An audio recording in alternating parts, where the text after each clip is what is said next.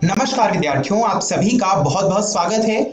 आज हम हिंदी व्याकरण के, हिंदी भाषा के एक बहुत ही रोचक विषय पर चर्चा करने वाले हैं। रोचक विषय है मुहावरे। मुहावरे क्या होते हैं, क्या कुछ करना होता है, क्या ध्यान रखना होता है इसका प्रयोग करते समय। आइए जानते हैं आज की इस वीडियो के विषय बिंदु। आज की इस वीडियो में हम जानेंगे मुहावरों का अर्थ कि मुहावरे कहते किसे हैं। इसके बाद मुहावरों की प्रकृति पर चर्चा की जाएगी कि मुहावरों की विशेषताएं क्या क्या है। तत्पश्चात हम मुहावरों के महत्व पर चर्चा करेंगे कि मुहावरों का महत्व कितना है, इंपॉर्टेंस क्या है मुहावरों की। मुहावरों को अंग्रेजी में इडियम्स कहते हैं। आइए जानते हैं मुहावरों के बारे में। आप सभी के गली में, पड़ोस में एक बहुत ही शरारती बच्चा होगा। वैसे ही एक बहुत ही शरारती बच्चा है जिसका नाम है राजू। राजू हमेशा कोई ना कोई शरारत करता रहता है। उनकी पड़ोसन आंटी बहुत ही दुखी हैं और वह राजू के मम्मी पापा से मिलने आती हैं। पड़ोसन आंटी राजू के मम्मी पापा से राजू की शिकायत करती हैं। वह कहती हैं कि राजू सिर पर चढ़ गया है और उसके पांव जमीन पर ही नहीं टिकते। वह तो आजकल हवा में ही उड़ रहा है तथा उसमें समझदारी आटे में नमक जितनी है। अब राजू भी छुपकर ये सारी बातें सुन रहा है, पर राजू को ये समझ नहीं आ रहा कि आंटी कौन सी कोड लैंग्वेज में उसके मम्मी पापा से उसकी शिकायत कर रही है। भाई वह तो उड़ ही नहीं सकता, उसके पंख नहीं है, है ना। और आटे की और उसकी समझदारी की तुलना क्यों की जा रही है, नमक से उसकी समझदारी की तुलना क्यों की जा रही है। राजू इन सब बातों से कंफ्यूज है। उसे समझ नहीं आ रहा कि आंटी उसके मम्मी पापा से यह सब क्यों कह रही हैं। शिकायत कहनी है तो सीधे कह देती, यह सब क्या बोल रही है, उसके तो समझ ही नहीं आ रहा। राजू की आंटी ने कहा कि राजू सिर पर चढ़ गया है, पांव जमीन पर नहीं टिक रहे उसके, वह हवा में उड़ रहा है और उसके पास समझदारी आटे में नमक जितनी है। क्या आप सभी इसका अर्थ बता सकते हो कि पड़ोस वाली आंटी राजू के मम्मी पापा से क्या शिकायत कर रही थी। दरअसल सिर पर चढ़ने का अर्थ होता है कि अनुपयुक्त को अधिक महत्व देना, यानी जो राजू है उसको उसके मम्मी पापा अधिक महत्व देने लगे हैं, इसीलिए वह किसी की नहीं सुनता। और पांव जमीन पर ना टिकना मतलब ऐठी या शेखी दिखलाना, यानी राजू किसी से भी अच्छे से बात नहीं करता, बहुत ऐंठ कर बात करता है ना। और हवा में उड़ना, हवा में उड़ना मतलब अति आत्मविश्वास होना, यानी ओवर कॉन्फिडेंस हो जाना, ओवर से ओवर कॉन्फिडेंस, है ना। तो वो घमंड जैसा हो जाता है, तो वह राजू में आ गया। और आटे में नमक मतलब बहुत ही कम।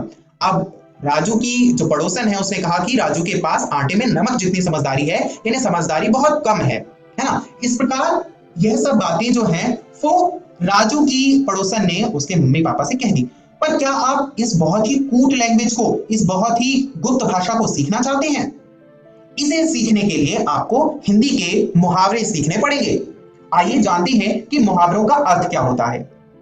मुहावरों का शाब्दिक अर्थ होता है अभ्यास, यानी ये मुहावरे जो हैं वो फारसी भाषा से हमारे बीच आए हैं, अरबी भाषा से हमारे बीच आए हैं और भाषा में व्यवहार से, अभ्यास से यह रूढ़ हो गए हैं और इसीलिए यह मुहावरे जो हैं वो हमारी संस्कृति का अभिन्न अंग बन गए हैं। मुहावरा जो है वो विशेष अर्थ को प्रकट करने वाला वाक्यांश होता है और इसमें कोई पूरा वाक्य नहीं होता। मुहावरा जो होता है वो पूरा वाक्य नहीं होता, बल्कि वह वाक्यांश होता है। इसका स्वतंत्र प्रयोग नहीं किया जा सकता, इसका प्रयोग हमेशा किसी ना किसी वाक्य में ही किया जाता है। ये हुआ मुहावरे का शाब्दिक अर्थ और उसका विशेष अर्थ। अब हम जानते हैं कि मुहावरों की आवश्यकता क्यों पड़ती है कि जैसे राजू की पड़ोसन है, वो छिपा के तो कुछ बात बोल नहीं रही थी, तो उसे कोई गुप्त भाषा की जरूरत क्यों पड़ी।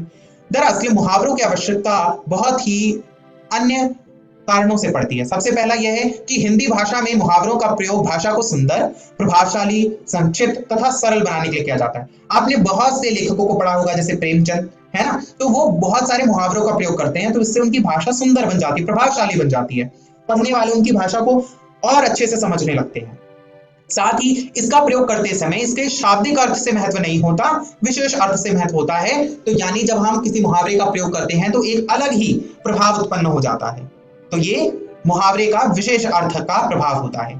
साथ ही इनके विशेष अर्थ में कभी बदलाव नहीं होता, ये हमेशा एक जैसे रहते हैं, है ना। जैसे अभी हमने पढ़ा आटे में नमक। आटे में नमक का अर्थ है बहुत ही कम। सीधा सीधा भी बोला जा सकता है कि राजू के पास बहुत कम बुद्धि है, बहुत कम समझदारी।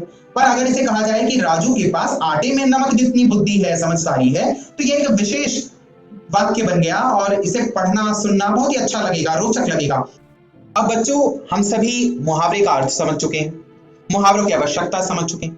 तो अब क्या बचा है समझने के लिए? अब बचा है मुहावरे की प्रकृति, कि मुहावरे की प्रकृति क्या होती है, मुहावरे किस बात का प्रतीक होते हैं, मुहावरे से हम क्या क्या पता लगा सकते हैं, क्या क्या समझ सकते हैं, वो हम जानते हैं। सबसे पहले मुहावरों की विशेषता, मुहावरों की प्रकृति एक ही है, तो आइए मुहावरों की विशेषता जानते हैं। सबसे पहले मुहावरे का प्रयोग वाक्य के प्रसंग में किया जाता है, अलग से नहीं। यानी वाक्य के साथ ही मुहावरों का प्रयोग किया जाएगा, अलग से अगर कोई मुहावरा बोला जाएगा तो कोई उसका अर्थ नहीं बनेगा, कोई अर्थ स्पष्ट नहीं होगा। इसके बाद मुहावरा जो है वो अपना असली रूप कभी नहीं बदलता, उसे पर्यायवाची में अनुदित नहीं किया जा सकता। यानी जैसे हम कहेंगे कि अंग टूटने लगा तो हम कहेंगे शरीर टूटने लगा, तो उससे अर्थ बदल जाएगा, तो हम ऐसे मुहावरों का प्रयोग नहीं कर सकते। साथ ही मुहावरे का शब्दार्थ ग्रहण नहीं किया जाता, उसका केवल विशेषार्थ ग्रहण किया जाता है। अब जैसे कहें कि राजू हवा में उड़ने लगा है, तो अब राजू के पंख थोड़ी ना निकल आए कि वह हवा में उड़ने लगा है। हवा में उड़ना दरअसल किसका प्रतीक है, आपको याद होगा, बिल्कुल अति आत्मविश्वास का प्रतीक है। तो राजू में अति आत्मविश्वास आ गया है, ना कि वह उड़ने लगा है। तो हमने शाब्दिक अर्थ ग्रहण नहीं किया बल्कि विशेष अर्थ ग्रहण किया। और मुहावरे का अर्थ प्रसंग के अनुसार ही निश्चित होना चाहिए। यानी अगर मुहावरा जो है वो प्रसंग के अनुसार नहीं होगा तो भाषा बहुत ही अटपटी सी हो जाएगी, उसका अर्थ जो है वो बहुत ही घट जाएगा। आइए अब हम अन्य विशेषताओं का अध्ययन करते हैं। मुहावरे हिंदी भाषा की समृद्धि और सभ्यता के विकास के मापक हैं। कैसे? क्योंकि जो समाज जितना अधिक व्यवहारिक और कर्मठ होगा, उसकी भाषा में इनका प्रयोग उतना ही अधिक होगा। क्यों होगा? क्योंकि मुहावरा जो है वो अभ्यास से आता है, पीढ़ी दर पीढ़ी इसका विकास होता रहता है, एक पीढ़ी से दूसरी पीढ़ी के पास किया जाता है। तो इससे पता चलेगा कि समाज कितना विकास कर रहा है सभ्यता के मापक के रूप में। तो ये हम मुहावरों से पता लगा सकते हैं। इसके बाद देश और समाज की तरह मुहावरे भी बनते और बिगड़ते हैं, है ना। जैसे आप जानते होंगे कि पहले 4 सभ्यताएं थी, फिर वो सभ्यताएं किस प्रकार आज वर्तमान 200 से अधिक देशों में बदल गई हैं। इसी प्रकार मुहावरे भी बदलते रहते हैं अपने स्वरूप और अवस्था के अनुसार, और नए समाज के साथ नए मुहावरे आते हैं। जैसे आजकल बहुत सारे मुहावरे आ गए हैं, जैसे व्हाट्सएप है, फेसबुक है, इस पर नए नए मुहावरे बनने लगे हैं। तो ये भी हम देख सकते हैं कि इससे समाज की प्रकृति को, इससे समाज की प्रगति को हम मेजर कर सकते हैं, इसे समझ सकते हैं। और हिंदी भाषा की ज्यादातर जो मुहावरे हैं, देखिए इसकी क्या विशेषता है कि इनका संबंध शरीर के अंगों से होता है। दूसरी भाषाओं में भी ऐसा होता है, यानी जो मुहावरे हैं वो अधिकतर शरीर के अंगों से संबंधित होते हैं। विद्यार्थियों, मुझे आशा है कि आप अब तक मुहावरों का अर्थ, मुहावरों का महत्व और इसकी विशेषताओं को समझ चुके होंगे। आइए अब हम जानते हैं कि आज की इस वीडियो में हमने क्या सीखा। आज की इस वीडियो में हमने जाना कि मुहावरे का अर्थ क्या है। मुहावरा अरबी भाषा के एक शब्द से आया है जिसका अर्थ है पास पास बैठना, या फिर मुहावरे का अर्थ यह भी होता है अभ्यास, कि अभ्यास से यह जो वाक्यांश है वो पीढ़ी दर पीढ़ी आगे बढ़ते रहते हैं। और मुहावरों की आवश्यकता क्यों होती है यह भी हमने जाना, और मुहावरे की विशेषता क्या क्या है, इन सबकी भी भली प्रकार हमने चर्चा की। मुझे आशा है कि आपको मुहावरों के विषय में विस्तृत जानकारी इस वीडियो से मिली होगी, और घर जाकर आप अपनी पाठ्य पुस्तक से विभिन्न मुहावरों को रेखांकित करेंगे, उसे अपनी अभ्यास पुस्तिका में लिखेंगे, उसे याद करने का प्रयास करेंगे, उसे अपनी भाषा में प्रयोग करने का प्रयास करेंगे। अगली वीडियो में हम मुहावरों को और अच्छे से समझेंगे उदाहरण सहित।